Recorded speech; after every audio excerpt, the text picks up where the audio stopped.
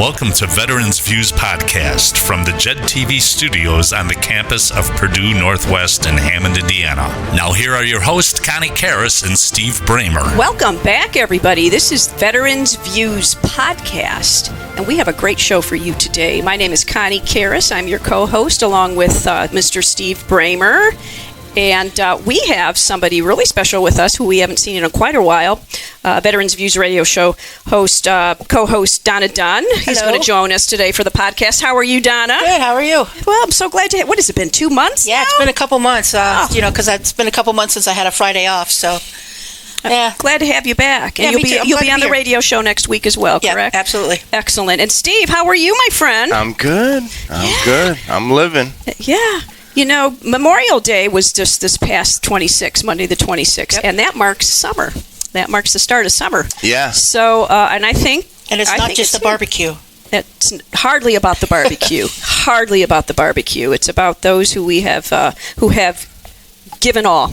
Yep. Given all. And we were just talking about this morning on the radio show, how Memorial Day was conceived to honor those who have fallen in uniform and paid the ultimate price. And it was actually observed for the first time on May 30th, 1868. And it was called Decoration Day, and they decorated the grave sites of those who have fallen, uniformed military members, U.S. Armed Forces members, with poppies. And then now, in the modern age, it has become honoring those who have fallen, whether they have worn the uniform or not.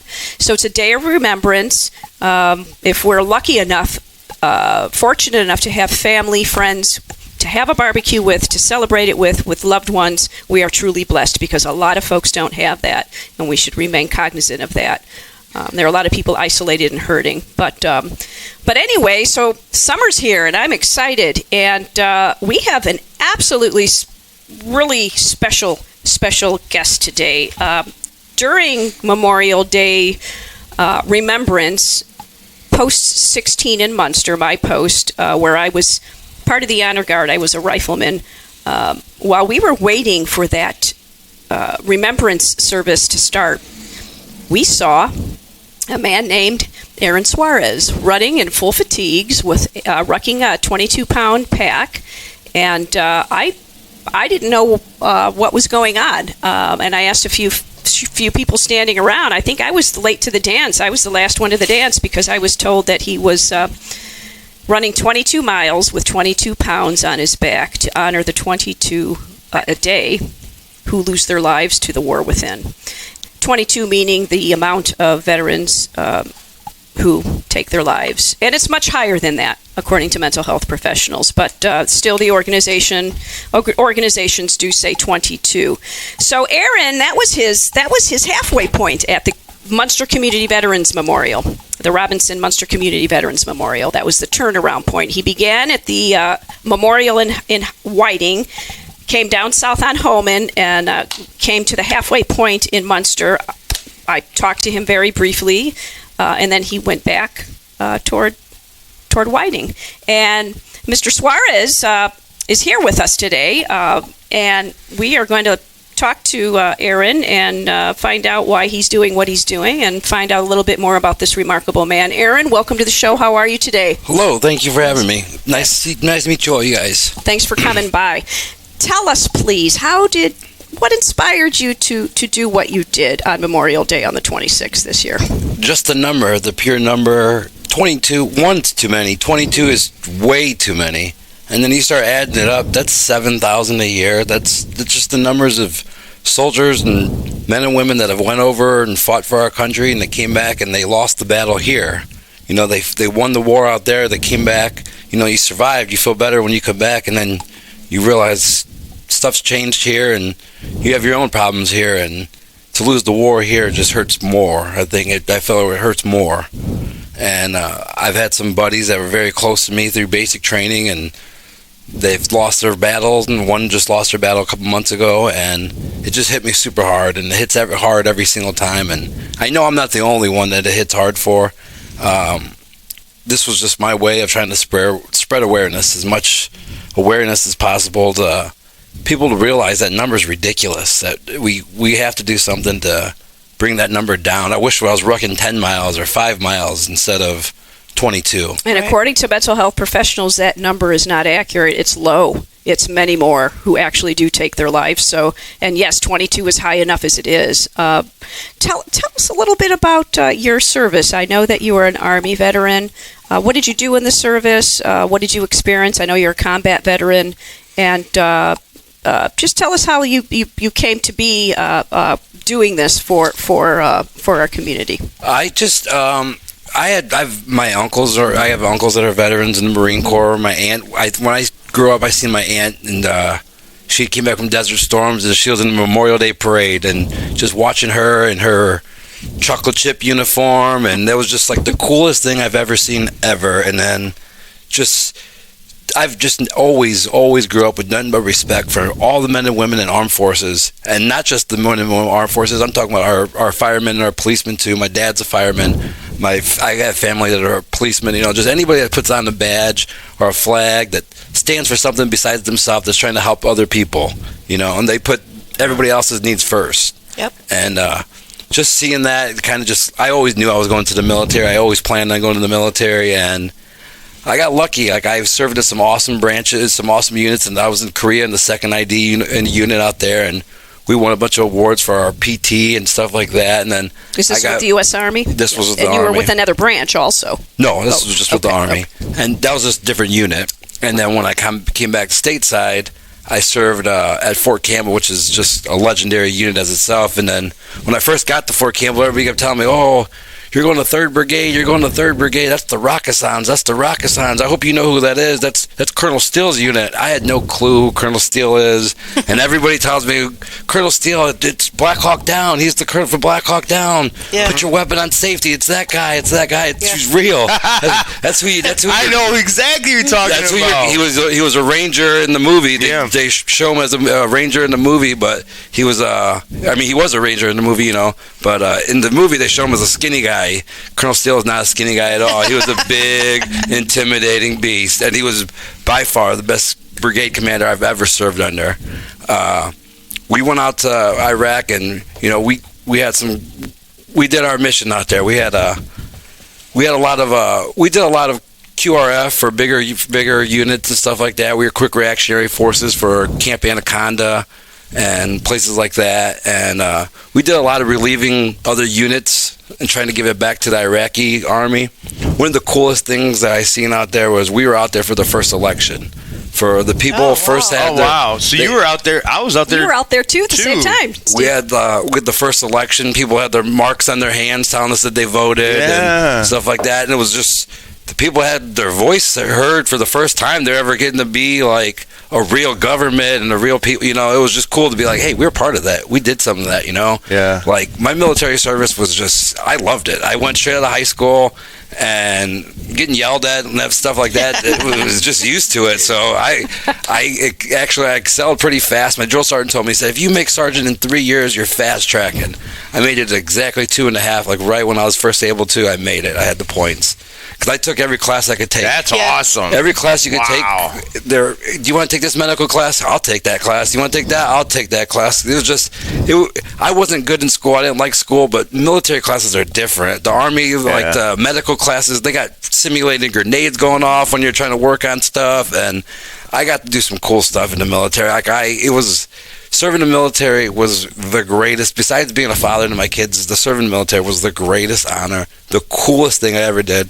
But it's also the craziest thing that's ever did. That's kept me up nights, nights and weeks and everything else. Yeah. Steve and I recorded a podcast recently where you talked about nice memories from your service, and then a not so nice memories with that young boy who lost his life. Yep. Do you have any experiences you want to share with us that were kind of painful, that have maybe impacted you to be the person that you are right now? Anything you want to talk about?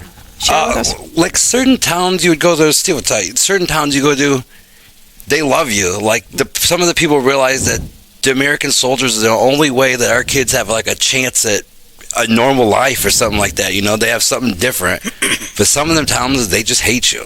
And they're born and raised to hate you from the time they're born to the time they go wherever. Oh yeah. And one of my sergeants, we were on the phone. I had 2 missions left. This was his very last mission, Sergeant Michael Deason, and he was just on the phone telling his wife, "Oh, I'm on my last mission. I'll be back." And of course, me and him were just messing with each other. I was like, "Oh, I got 2 more left," and we went on a mission that way one day, and he went on a mission that day, and when we got back to the fob, it just was a somber mood. Like, you could just tell something was wrong. Like, we were all stoked up because we only got 1 or 2 missions left, and we're going back stateside. Yeah. And then he just got that feeling as soon as we got back to the fob, like something was wrong, something happened, and they call all the NCOs into a meeting, and they let us know that Sergeant Beeson lost his life to a 9-year-old child through a parachute grenade, landed on top of his Humvee and just...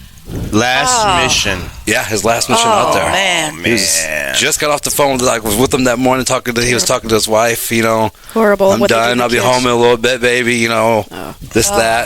I believe it was his second deployment with them. Wow. Yeah, that's rough. That's real rough. That's terrible. I'm so sorry. That's terrible. And you were right there out of Baghdad.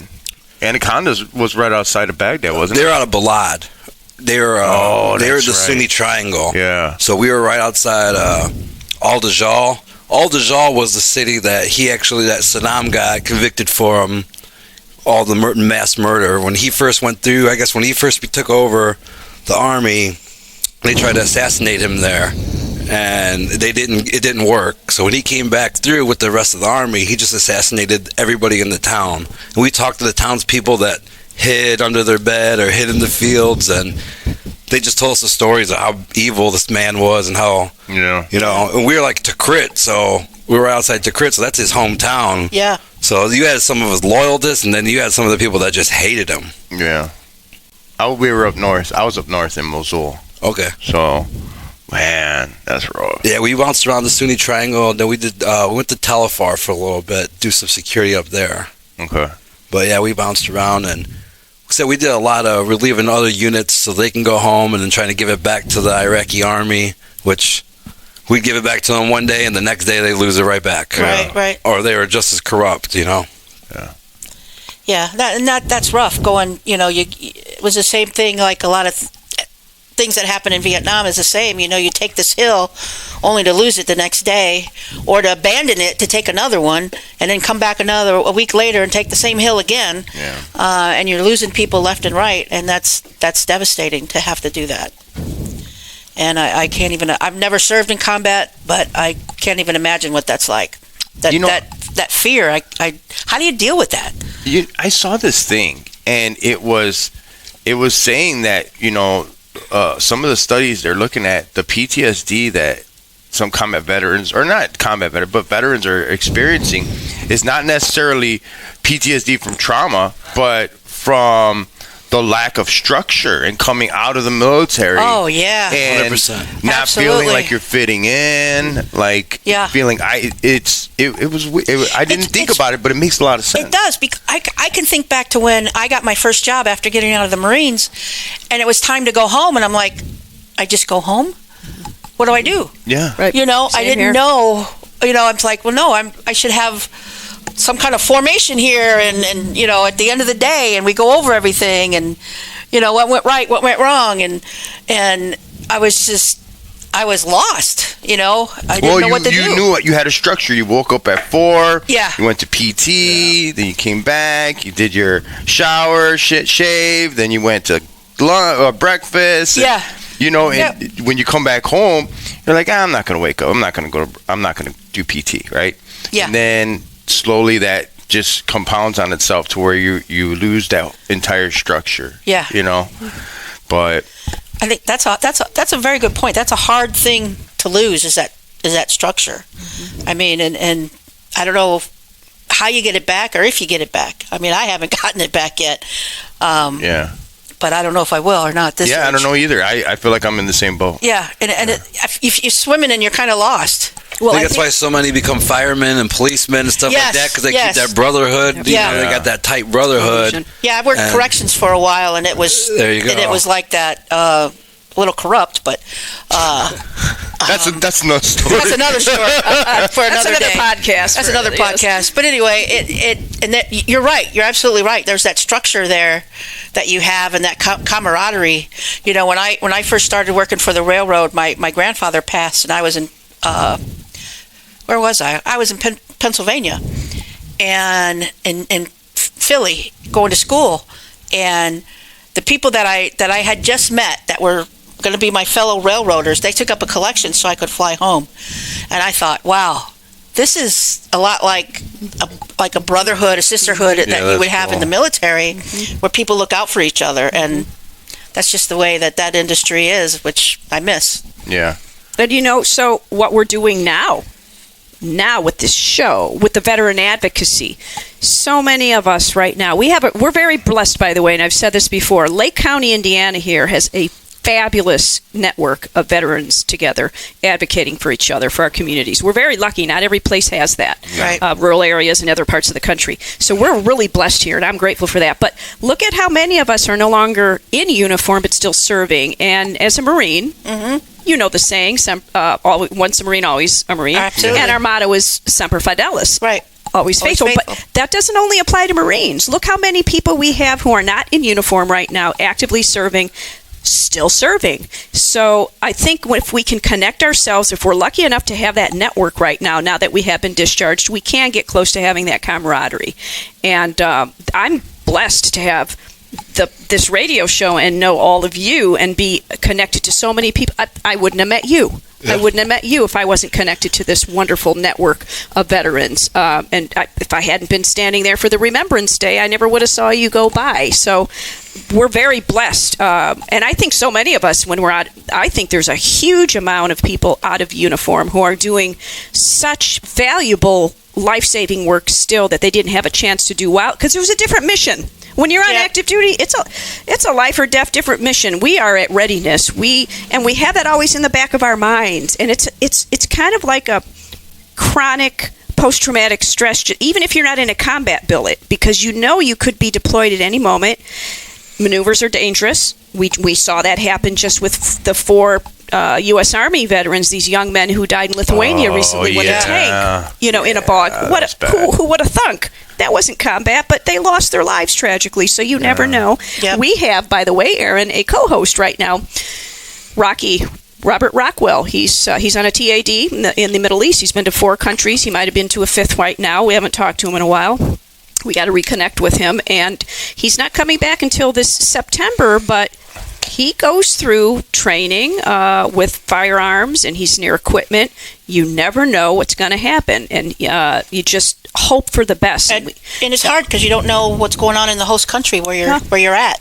What kind Anything of political could blow up in a moment. What kind of political upheaval are they having? Who are these people? Are these people the quote unquote good guys or the bad guys? And it's not like back in the day where it was, if you were the bad guy, you wore this uniform. If you were the good guy, you wore this uniform.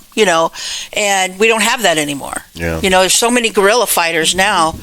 And you see children. And what women they do with and children. Yeah, Women and children. exactly. You don't know if they're booby trapped or if they're leading you to your death. It's the only people you can trust are the people in your unit.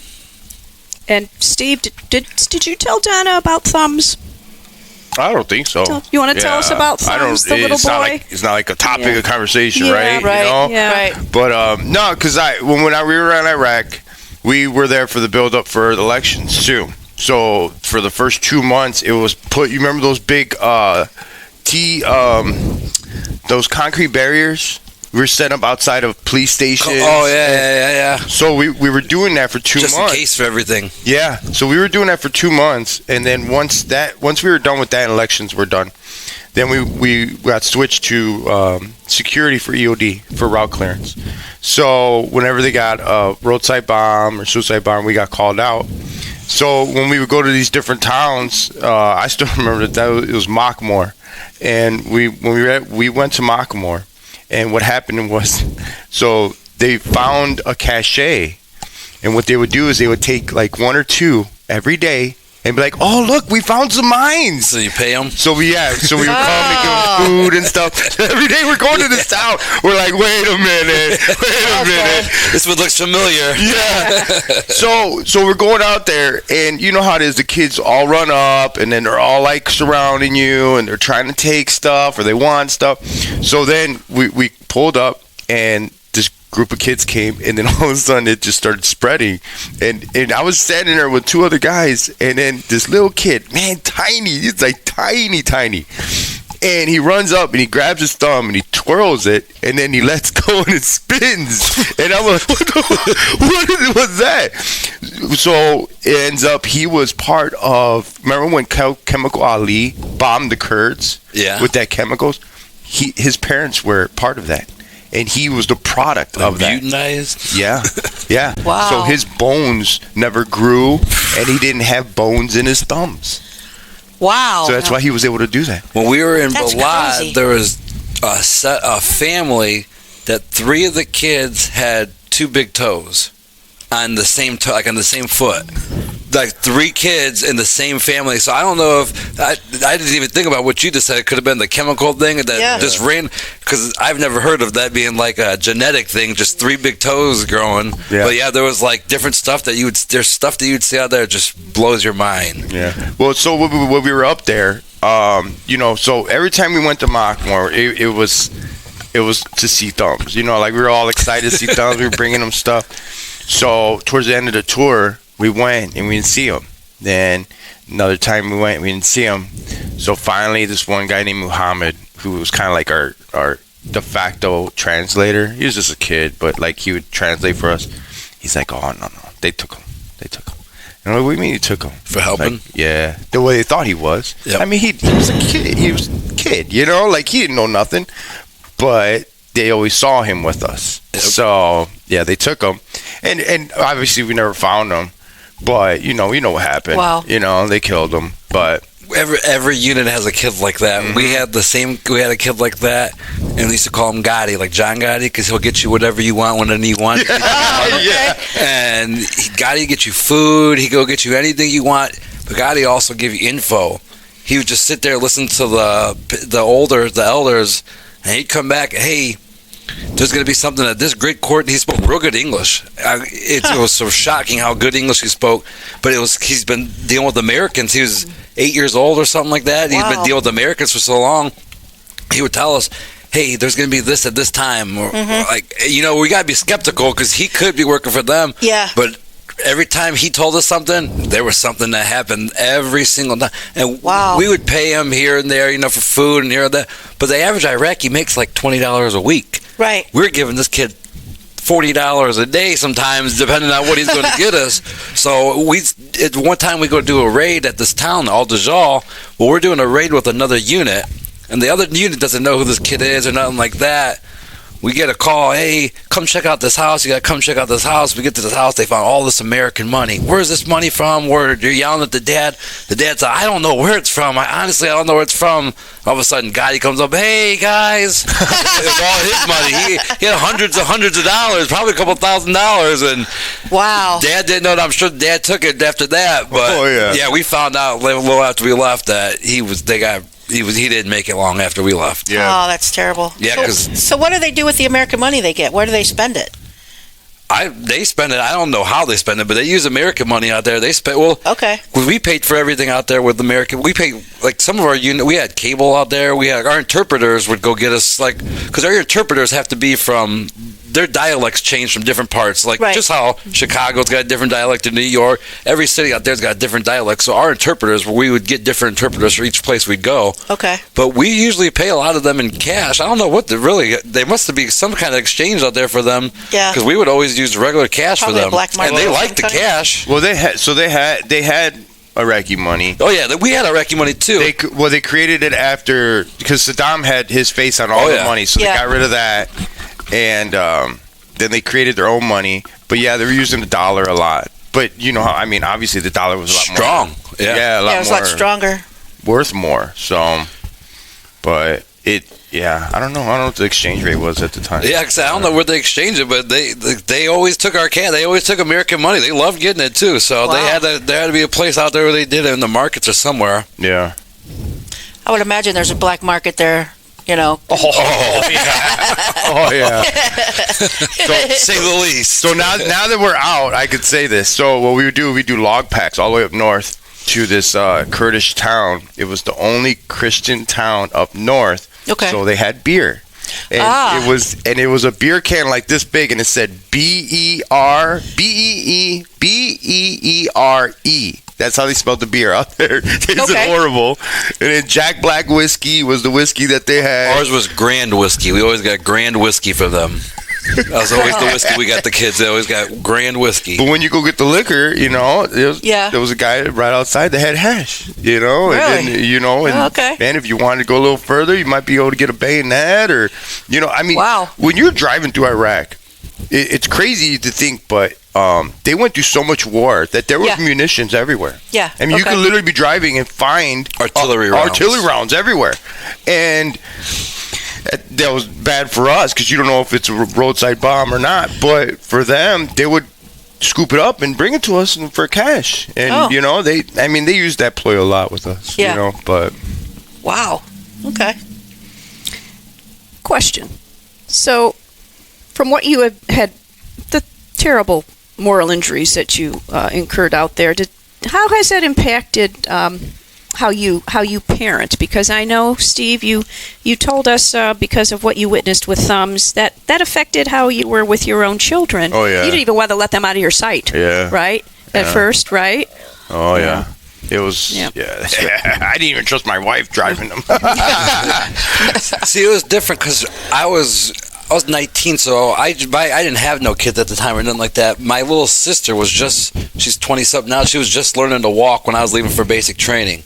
So I kind of related it to my little sister, so it didn't hit me as much as now. Like, once I got a little older, now that I'm older, and I started, like, thinking about the stuff that went on out there, what the kids went through out there, like, it's just, I don't know, like, I am more protective over my kids are rough. I got 5 kids. I got a bunch of boys and girls, and they're all athletes. So we're rough. But at the same time, I'm protective over them. Like, I got my daughter's 360, my son's 360. I got her car app, so I know how much gas she's got and her oil she's got. And they're like, I got to know like the little ins and outs. But I give them the freedom. I mean, I've got blessed with my kids just being super good somehow. I don't know how, but like they're really, really good kids. So they went the complete opposite way of me, and they're just said I give them a lot of freedom, but at the same time I worry. So like I never had the worry before. When I was younger, I was just free and wild and all the other stuff. Especially when I struggled with drinking for years, and when I was hitting it hard, I didn't have no worries. But now, like, I'm sober, and I got 5 kids, and it's Excellent. a whole different. How many years sober? I've been 4 years this February. Congratulations. Good job. Good for you.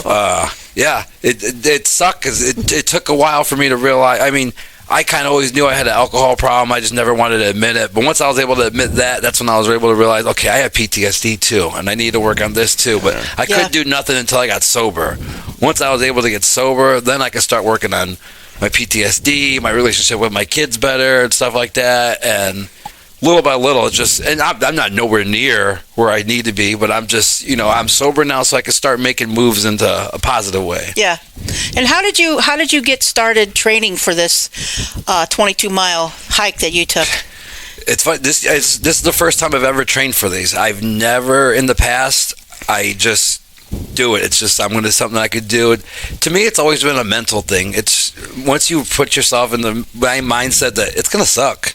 It's not gonna be fun. Yeah. Just get it done. Hurry up and get it done. You're doing it for a reason. You're doing it for a cause. And then for me, all the crazy in my head, that's a good couple hours of the ruck march right there, just thinking all the crazy thoughts, So, like, I'm thinking about my time with my buddies, the time with my buddies that passed. Could I have done this? Could I have done that? Could I answer this call? Could I, just all the stuff. But really, like, this year is the first year I've actually ever, I just started training. I started going back to the gym. January 21st was my first day back to the gym. Literally, I posted on Facebook.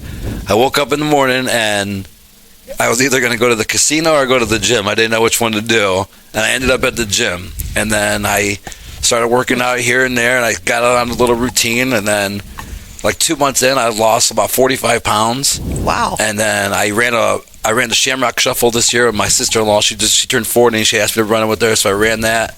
And now I've just been getting a little more and more addicted to running. And so I was up to about 9 or 10 miles, and me and my friend were talking about, let's run the Chicago Marathon next year. Let's try to run the Chicago Marathon. And I was like, you know what? I'm gonna do this 22-mile thing. And she was like, oh, okay. I was like, no, really, I'm gonna do it. I'm gonna do it on Memorial Day with my uniform and all that. Really?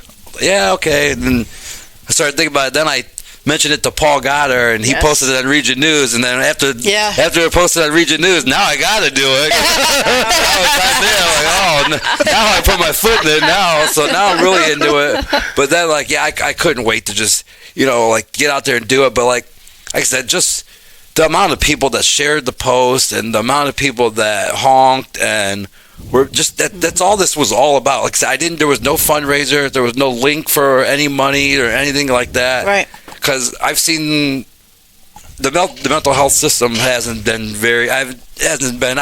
not a big fan of it really right now. And right. And I don't have money to change it. I can't just go through millions of dollars and make a new place, or I don't got connections to the Senate or the state Congress. I can't just have somebody, So this was just this is what's one guy going to do? It's just awareness. Like I posted on Facebook and, walk. And then, like I said, with the Region News following and then you guys follow, it just got spread everywhere. And, people were reaching out, like, one guy stopped me on the run when I was in Munster. He stopped me and just told me about how his daughter was struggling, how she was in the Navy and she was struggling, and he has these hard conversations with her, and he didn't really know what to say to her, and it's kind of just she's getting there, and it's just he just stopped me to tell me that it meant a lot, that I was out there trying to do it, and it meant a lot that he stopped, and just the fact that it was like I said, the city was out there, it just seeing the awareness. People are finally, I don't think the number 22 has been out there enough, because people ask you, what's the 22 mean? Right. And you're right. The number is probably 35 or 40. It could be, but 22 has been the number, that I've always, we've been associated with. So that was my thing, is just 22, But you got so much exposure, and if that's our mission now, and that's keeping not only us alive, but so many other people who wouldn't even think to reach out to somebody, because you doing that makes it okay for someone to reach out, right? And it's hard for men to express their feelings because you're taught not to, and of course, being veterans, we suck it up all the time, because that's the mission. And also, actually, I found out something really just this year. I learned most veteran suicides occur not while on active duty. It happens when you're discharged, because you lose that camaraderie. Right. You don't have that. You don't feel like a part of anything anymore, and you lose that mission. So that's really the time to really be reaching out and networking. And are you a member of an American Legion? Yes, I was American Legion East Chicago, the 369, I believe. Okay. That was years ago. I haven't been active since. All my kids are in sports. Mm-hmm. I work and all my kids are in sports, so I don't really have time to be. It's hard to be involved in anything. Like it's hard just to get to the gym. I got to get there as soon as I drop the kids off, or as soon as I get out of work. Like I did that ruck march as soon as I got out of work. Right. I remember you telling me when I talked to you on the phone about it the next day. I'm bringing up the Legion because there's this wonderful. You may be aware of it. There's this wonderful suicide prevention program that you can. It's an hour-and-a-half virtual training. It's called Be the One to Save a Life. Anybody can do it. You don't even have to. The public is welcome to take it. It's facilitated by a mental health professional. It's virtual. It's 1.5 hours. They have them regularly. You just go to www.legion.org and you sign up for it. And it's free. And you can take it. You can take those skills you learn. I learned so much about suicide, how many myths I had about suicide. And it helps you not only reach out to the Legion members, but the whole community, everybody, because everybody's affected by it. I really recommend taking it. It's really helped me tremendously, open my eyes. And it's not just, the big picture is just, it helps you to enrich relationships and connections. It teaches you gives you tools to connect to people. And that's really, when we get to isolated and disconnect, that's that's really just a recipe for disaster. We want to stay connected. So check that out sometime if you can, and we would love to host you. You know, Donna and Steve are part of American Legion Victory Post 168 in Hammond, and I'm 16. You are more than welcome to come to those. Absolutely. Join us at any of those post meetings. Ours are the first Tuesday of every month in Munster. The 168, Donna's and Steve's, are the second Tuesday. We would love to have you come and form that, that bond. bond. Of course. Yeah. Said anything that I can do to help anybody. And I say veterans because that's always the cause. But I just lost my stepfather lost his battle last year to mental illness, and it was rough. I watched my mom struggling with him it popped up out of nowhere. He was fine, and then all of a sudden he wasn't feeling good. He tried to go to the hospital. My mom had tried taking him to clinics over and over, and the doctors tried telling him, "Oh no, you're fine. You don't need to go in there." He packed a bag, told the hospital, he said, I want to check myself in. Yeah. And they told him, no, you don't want to be up there. You don't want to be up there. Really? Wow. A couple of days later, he lost his battle. Oh my gosh, I'm so sorry. That's terrible. Man. So I see my mom lose it first, firsthand, and just having to deal with that. Then it was like literally this year, I lost 4 in a row the first 4 months, and they all lost the same way. That's terrible. So, speaking of that, you said something earlier in the show that I wanted to ask you about. You said that one of your friends called you the day before. I mean, that's got to be rough. See, and that's not your fault, though, right? No, I get that. It took a while to get that through my head, but I work nights, so I'm always up at night. So a lot of my Army buddies get drunk, and they'll call me, drunk dialing me, and that's fine. I don't care. I'll talk to whoever, whenever. Sometimes that's when they need it the worst, when they're drunk and they're in their feelings and stuff like that. And he would give me those drunk dial texts, those drunk dial calls, and those are cool. We laugh. But I was busy. I worked that day. I just couldn't answer it that day, and then the next day was his engagement party and stuff like that. And he was in New Mexico at the time, and his fiance thought everything was great. She said they went out and they were celebrating, and they told everybody about the engagement and everything. Said they came home afterwards, and he just said, "Hey, babe, I'm going to go to the room real quick. I'll be right back out." And went to the room and never came back out. Oh my man! So wow. Yeah, it was just. Out of nowhere, but he went through a lot. I went to basic training with him, and we went to basic training for artillery, but he had some college already, and he ended up becoming a pilot while he went warrant officer school while we were in. So he ended up becoming a pilot, and he got messed up from the being a pilot, I guess, the TBI and all that got him. So he got medically discharged. He'd been struggling with it, and we had been talking, and he was about to have a kid, and my old lady was pregnant with one of my kids at the time, and we had talked. It was like positive things, like we're going to get together, get the kids fishing. We're going to get. There was never a thought. This was the last thing I thought of him for sure, because we had talked about our other buddies that have struggled through it and stuff like that. He was one of the people that advocated for them and stuff like that. And I missed the call, and then I didn't get a call from him for about a month or two, and then finally one of our other battle buddies told me, "Hey, did you hear about John?" And I was like, "No." And then he told me, and I was like, "Oh my God!" And then it clicked. He told me that when it happened, when I seen the date that it happened, I looked back at my phone. I'm like, "Oh man, that's exactly the day before all this happened." Wow. So it stuck. It hurt. So I did that. That was the last time I did a ruck march out here, and that one I did raise money because it was around Christmas time. So I did that one on Veterans Day. It was November. Okay. And we raised money just to send to his wife and or his fiance because he had kids. So we sent money to them for Christmas presents and stuff like that. Wow, man! Wow, but it was man. Yeah, it was that one hurt. You talked about how terrible the mental health system is, and I don't know if any of you guys have ever experienced this going through the VA mental health, but it's like you get a therapist, you talk to them, you tell them your stuff, and then they leave. You get a different. Yeah. And then you got to get another therapist. No continuity. And then you got to go through the same thing Start all again. over again. So now you're reliving your trauma over and Right. over and over and over. And it's like, Jesus Christ, I just can't do this shit no more. You know, I'm tired of having to tell my story over and over again and getting the same look like, oh, that's terrible that happened to you.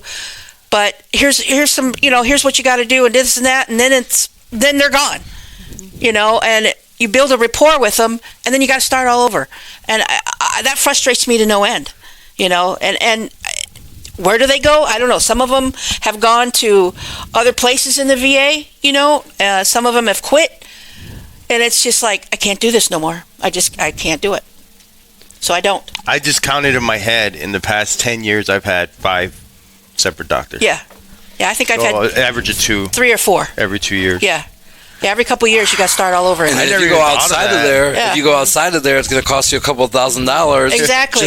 You got to make your deductible, then each session, all that. Because I thought about that too. I was, well, let me see if I Yeah. can get into this doctor. He's supposed to be really good. Okay, well, it's going to be $250 a session. It's going to be so much for this. It's going to be this, and then you have to hit your deductible, and that's all. Right. Oh, this is just never mind. I'll just deal with myself. And depending on your insurance, they only give you so many sessions anyway. Yep. And it's It's sad. trying to start all over. It's like, isn't this stuff in the notes somewhere? Can't you pull up the other doctor's notes Yeah, and right. read it, Right. so I don't have to tell you all the same crap over again? It drives me crazy, and I know if it drives me crazy, it's got to be driving other people crazy. It's terrible the way they have that system set up. Well, and what's only adding to that right now is what's the deep staffing cuts across the board with a lot of governmental agencies, to include the VA, freezing of funding, previously congressionally approved funding for so many life-saving services. It's going to affect the VA. Already services and the proposed total 83,000 cuts to the staff of the VA, which is supposed to be taking place fourth quarter of this year, hasn't even come close to occurring yet. We only have several thousands already fired, and the already services with only that small amount of the total proposed 83,000 has affected life-saving services.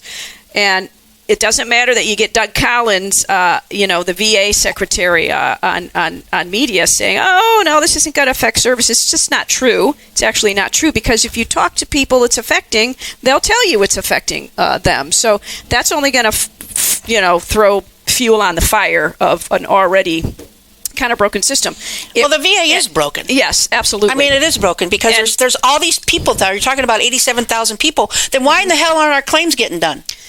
And they claimed it was going to be for efficiency, but that really wasn't the case. That's not how it panned out. I don't they know didn't about find, and now Elon Musk is no longer even involved with Doge. So, well, here's the thing. If you want to talk about Doge for a minute, the thing that really got to me was, okay, we're going to make all these cuts. Congress had a chance to make all these cuts permanent, and they said no. So it's all right back to normal. It's all smoke and mirrors. Nothing changed. Nothing's going to change unless we as Americans demand it. It's not going to change. They voted no to make those changes permanent. So all that hoopla back in a few months ago about, oh, we're going to cut this, we're going to cut that, it's not changing. it's falling on we the people. It is. We the people. And we the people need to wake up and Yes. take our country back. Absolutely. But back to I want to just talk about the Be the One training, and with regard to families, what you were telling us with the family who,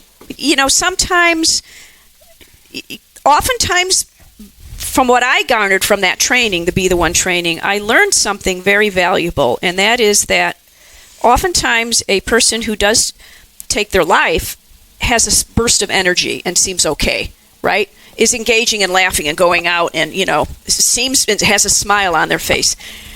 If that person, and see that's what's so valuable about this training, because it teaches you that if somebody has been depressed or not quite right or a little bit off and then seems to have a lot of energy, that's the time when that person needs outreach, because oftentimes it's very easy to hide those subtle little signs from the people who are closest to you. And this training is invaluable. Those family members would have benefited from this training a little bit. But here's the other thing. all this suicide prevention stuff, and I learned this from talking to some mental health professionals who were on the show recently. After the show, we talked privately. It's very painful for the survivors of people who have taken their lives to get this message that, hey, you can save this life. It puts a guilt on them, actually. Yeah. It guilts them. It's like, well, I didn't do enough. Why did I miss the sign? What did I do? There's this horrid, incomprehensible self-blame, and it's a searing trauma. And so sometimes, you know what, no matter, it's not your fault. We need to get that message out there too, because no matter what you could do, if you looked for the signs and you did your very best and someone still takes their life, sometimes we can't save them, and it's nobody's fault. It's absolutely nobody's fault, but you can learn the tools to try to save as many lives as you can. So the ones that you can, let's do it.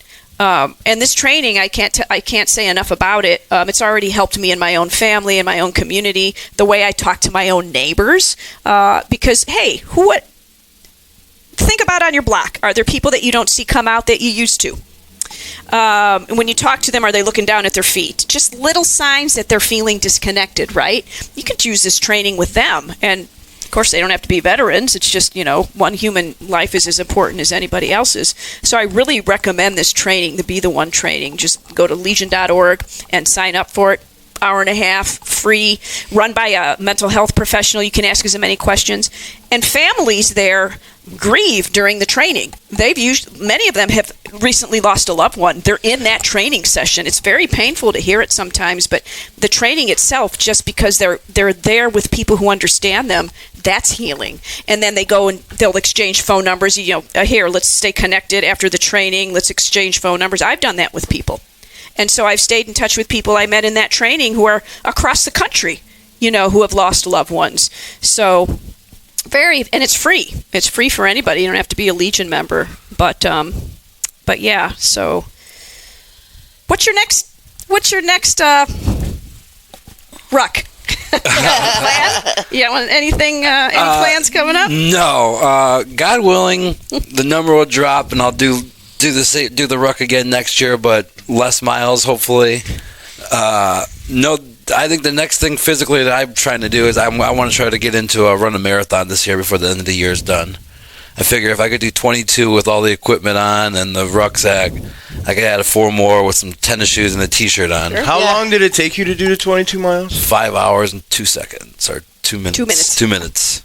So right under 14-minute miles. Doing that in boots and utes is not easy. Wow, that's really good. With the pack, too. And you were carrying the U.S. colors. We forgot to mention that. Oh, yeah. You were carrying the flag the whole time, too. That's not easy. That was the main... So after I got done, everybody was like, how sore were you? How sore? I wasn't. Yeah. So I got done, and immediately after I got done, I went and picked up my kids, and we went to a barbecue at my uncle's house, and the only thing besides the blisters on my feet was my hands. Like, I couldn't grab my food. My hands were so cramped up and dehydrated from holding the flag the whole time. And on the way there, it wasn't that bad, but the way back, the wind was kicking up, and I was kicking that flag, and I was holding that flag. Oh, wow. My hands were all night. I couldn't text nobody. I couldn't call nobody. I'm like, man, I hope nothing happens because I can't call 911. Zach Lever. We interviewed Zach. Yeah. There is a man. I used to be an ultra runner, and my friend Zach Lever, he's U.S. Army Command Sergeant Major, retired. He ran across the country with a team Red, White, and Blue, wonderful wellness, well-being fitness organization that gets us active. Team Red, White, and Blue.org. Go to it. He ran across the country, set a world record with 11 other veterans. Some of them active duty, many of them combat veterans like he is. They carried in a relay. That flag never stopped moving 3,000 miles across the country. They started in San Diego, California. They finished at the future Global War on Terrorism Memorial that hasn't been built yet in our beloved nation's capital, Washington, D.C., and that flag never... So they had an RV. Yeah, it kept moving, and then the RV would pull up, and there'd be somebody Switch ready, off. and they would just hand it off like a baton. And they just finished. We interviewed him. So, and he was saying how it whips around because the flag was about as big. It was a standard regulation flag, right? I think 5x8 is what they were carrying, and that was rough because they'd have to go through the night, and semis are coming up near them. Man! But when that wind whips, right? Man. It knocks your whole body around. Yeah. Oh man! Exactly. That's rough. I don't know how you did it. So what gave you, was the idea to do this? Was it because of your friends dying, or? Yeah, just the whole number, like not just all my friends, just the brothers and sisters, period, that have fought for this country and then lost their battle here. Like, it's still just, it's astonishing to me just how many people go over there and they kick ass over there. Right. And they come back and just everything's changed for them. Life's changed for them. Kids are growing up. Right. Buildings have been, buildings they've known forever are gone and replaced. And it's just a whole different life. Like everybody's life has grown from that 1 year, but yours didn't because you were gone for that. So you didn't experience that year that everybody else did. It just, you come back and you're not that badass that you were over there. You're not Sergeant. You're just Aaron. Yeah. You're not just, you don't have that camaraderie. You don't have that. But for me, like I said, I luck out right now because I didn't realize it before. It took a while. I just put everything into my kids. Like, my kids are my camaraderie. Like, they're all in sports and being around them. And, like, I've just been blessed. Like, I have a great family. Like, my family's always been here for me. Like, I struggled through, like, with alcohol for a while. And they could have definitely just been like, okay, I'm done with this dude, But no, like, I had a great support system. So, like, it's easy for me to try to reach out for someone to help because, like, I've been helped. Yeah. Like, I've struggled and I'm still struggling. But, like, I've had the people help me. So, like, for me to help somebody else is like, I should be doing. It's like, it's why not? Like, somebody help me. Why shouldn't I help somebody else? Yeah. If I can, why not? Right. And I think, too, a lot of vets have to deal with what they actually did, taking another life. And always being on guard, always being hyped up, ready to go 24/7 while you're over there. I mean, that's got to play with your mind at some point when you come home and you realize, holy shit, I killed people. I can't imagine what that feels like for combat veterans. Yeah. And there's nothing wrong with you. You have a natural reaction to a horrid situation, a moral injury. So it's not that there's something wrong with you or you're a bad person. Right. But what you're dealing with is a normal reaction, human reaction to something horrible. And once that adrenaline wears off, then reality sets in your mind. I should have done this different. I should have done that different. I would imagine your mind, messes with you a little bit. Getting to sleep, getting to sleep was hard for a while. So my crutch was alcohol. I was just going to drink till I fell asleep, and you didn't have to deal with thinking about what happened over there, what did happen, what could have happened, and there was so many times that we turned this way, and that would have been that we would have hit this IED. If we'd have went this way, we'd hit this IED, or with the IED we did hit. Just hit us the right spot on our truck that we didn't all get killed in it, like there's just what ifs. You can what if all day, all night, and while you got that going through your head, you're thinking about your buddies that didn't make it back, or but even the people that didn't do combat stuff, there's people out there that are the cooks out there, they left their family, they left their wife, they left their kids, they left their not knowing what's going to happen. I'm leaving my wife and kid. I might never see them again. That was for me. Getting out was my main thing. Is like I always wanted the kids and the family and stuff. Like I felt like I seen my buddies that had it in the military, and it's so much respect for the people I have a bunch of buddies that are still in right now, and they've had families throughout the whole time and raised their kids, and they were able to do that. For me, like I couldn't have like one of my kids being born and me being thousands of miles away, that's just would be awesome. Just too much for me, and that's so many of them are sacrificing that. They're sacrificing everything, their family, their livelihood, and then they come back and then they lose the battle here. They're making all the sacrifice and then losing it here because they couldn't get help. Because, they got pushed from doctor to doctor, or because they didn't want to act, because, they felt bad to ask somebody for, hey, man, I'm struggling, hey. And the family member doesn't know what to look for, right? You just don't know, which is why this training is so wonderful. And then you have the survivor's guilt on top of that, which can be enormous. And then, they're always so quick to send the military to fight in another country, but then when it comes to take care of these veterans when we come home, they don't want to spend that money. Yeah. oh, we'll spend millions and billions of dollars, and we'll leave our equipment over in a foreign country so our enemies can use it against us. But Afghanistan pullout, I just can't even put it into words. No. That was awful. atrocious. It was so bungled. That was so horrible. And but yet we're not going to spend the millions of dollars we need to take care of them. And now we're not allowing those Afghanis who helped us in that situation come to this country. That's a podcast for another time. But have you before today heard of the 22 Too Many organization? Are you familiar with it? Just from when you said it to me the other day on Memorial Day, you mentioned it, and I was half out of it, but yeah, that was the first time I ever heard of it. This could be so valuable for who are your two friends who lost the war within? What are their names? John Atkins and Robert Potts. He's just the one that just passed this year. And so, do you know? I will hook you up with one of the co-founders.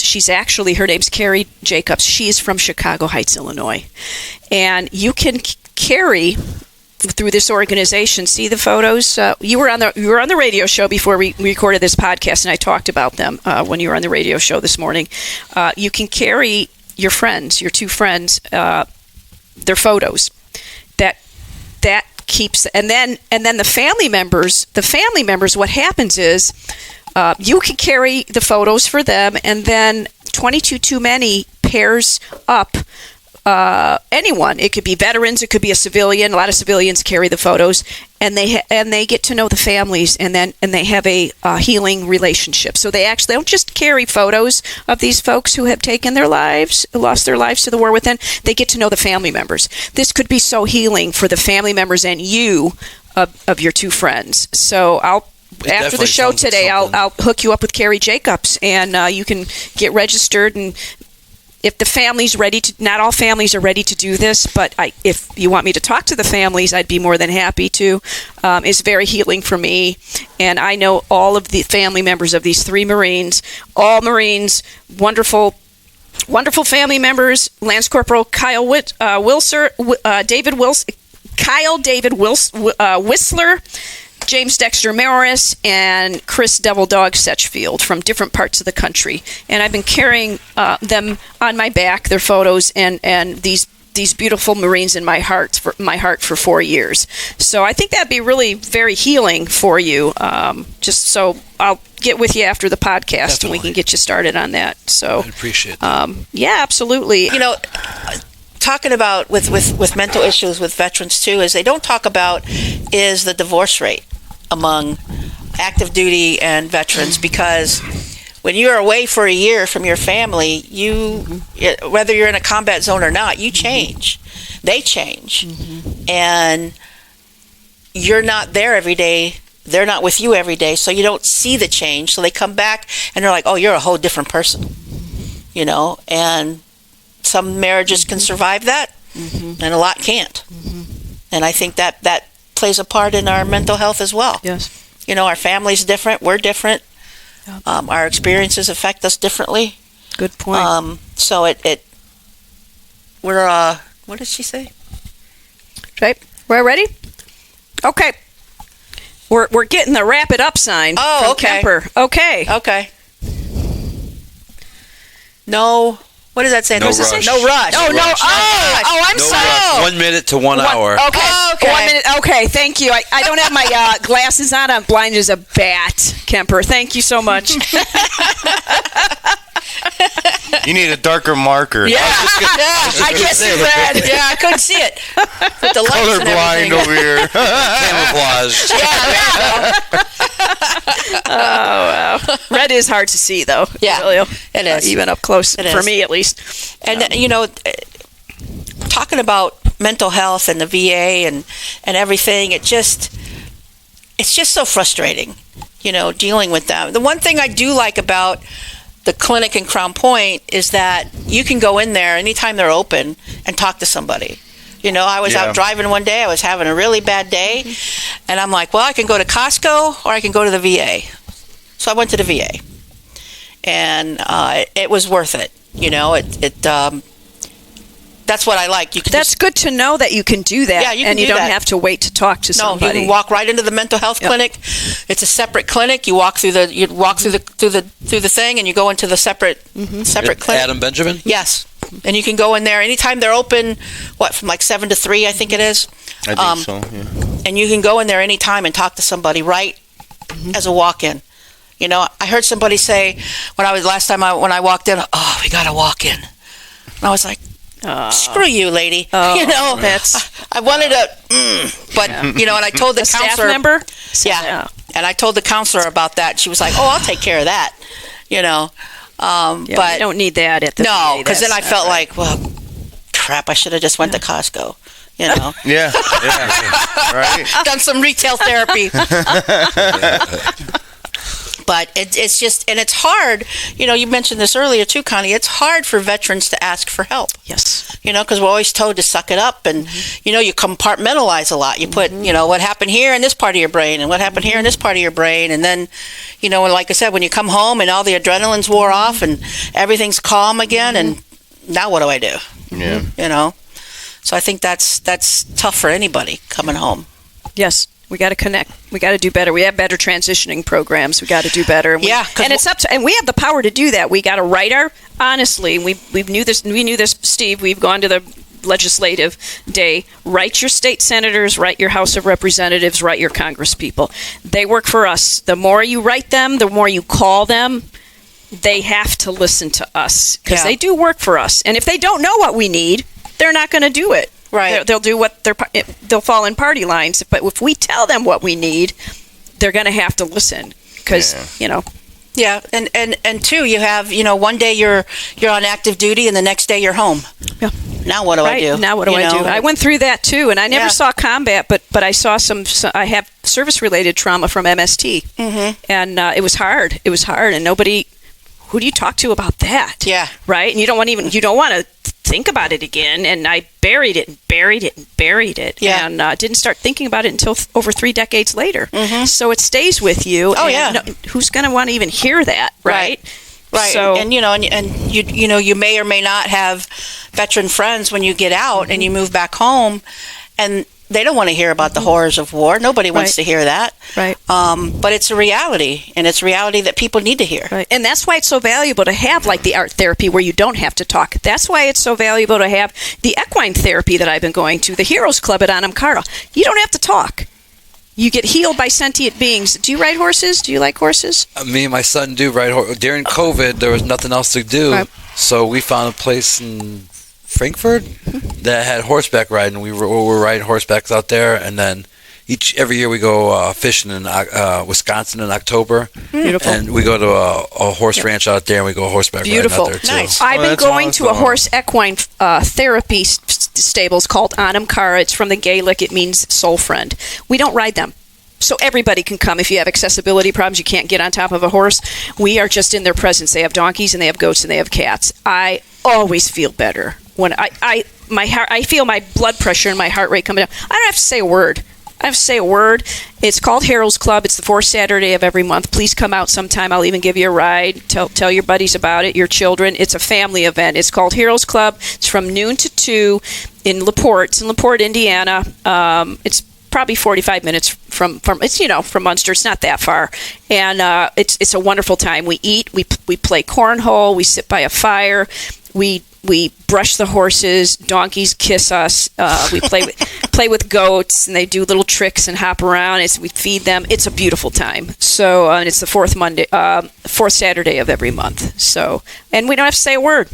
And we do have a little therapy session. It's led by mental health professionals. If we want to talk, we can. If we don't, we don't. I'll give you a ride out there. Come out sometime, please. You and Wendy. I mean, honestly, Steve, we still haven't seen you out there. Come out one time.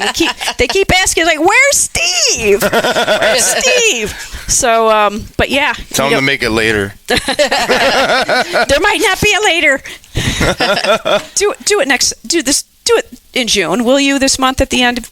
Just once. Come When on. is it? It's the last Saturday in June. Last Saturday in June? Yeah, I think it's the 26th or the 28th I of June. think it can. Yeah. All right. Aaron, what do you want to leave us with? What your last thoughts? What do you really want to really get across to people about your mission here in life? it's too easy. It's simply too easy to text one of your friends, to call one of your friends, to just, hey, how you doing? You know, you could tell when your friend, they can't make eye contact with you. They're fidgety. Yep. They're not the same person that you've always known. It's too easy to, hey, what's wrong? Can I help you? And they might not say yes. You said it earlier. They might not say you can't help everybody. Some people are just not going to be able to be helped. But if you can, why not? Like, why not try to be the nice guy, to be helpful, to give the helping hand to somebody that's struggling? Just, hey, man, I'm here for you. That's all that some people need. That's all that might bring somebody another day, another year, another, just that. And then that day might give them a little more hope. They might have a better day the next day, and that gives them another hope, and just keeps going. It's just too many of our brothers and sisters that have been willing to die for our country, to die for our rights, are dying here on our home soil. Yes. The words, I say it, and I just can't believe it when I say it, that we're losing more than 22 a day. Like 22 people that have died, that have sacrificed whatever they could, that said, I'll go put my life on the line for everybody else, so everybody else can sleep at night. And then they come home and they die here because they couldn't get the help, or they didn't want to get the help because they didn't want to feel like they were asking people for a favor. You're not asking for a favor. I'm just a friend trying to, check on you, how you're doing. But just check on your people, check on your friends, your brothers, your sisters. And I mean, I'm blessed that you guys have had me here, and blessed to be able to try to spread the awareness. And doing the ruck was an honor. It was an absolute honor to be able to go out there and be the guy that spread the awareness for a little bit, And whether you know it or not, you saved lives. You're not even going to know you saved. That's the beauty. You're not going to get feedback from everybody. Oh, thank you for doing. Most people aren't going to. You're never going to hear from them again. But you have saved lives who saw that. You know what I mean? And you're paying it forward. So we're saving lives here that we don't even know about. And that's the beauty of all this. And it snowballs and snowballs and ripples. So thank you. Thank you for doing that. Made a difference to me. Yeah, thank you for coming. Thank you so thanks much. for having me. We'll have you back on and let us know what your next project is. And would love to give you a ride over to Anam Kara's Heroes Club on the fourth Saturday. I appreciate it. Maybe I will see you out there. Excellent. Thank you. Thank you so much. Aaron Suarez, saving lives. Take care of those blisters. Yes, take care of those blisters. Yes. Thank you. Yes. All right, everybody, have a wonderful, wonderful day. We will be kind to each other. You don't know what everybody's going through. Everybody's going through some kind of a struggle. Just be that person. Be that person to pay it forward with a small act of kindness. It ripples like a little pebble across the ocean. All right, this is the United States of America. Let's go out there, be kind to each other, and in this wonderful free land of the brave. And have a great day, everybody. We'll see you next week. Hoorah! Hoorah! You've been listening to Veterans Views podcast from the Jed TV studios on the campus of Purdue Northwest in Hammond, Indiana. Thank you for listening.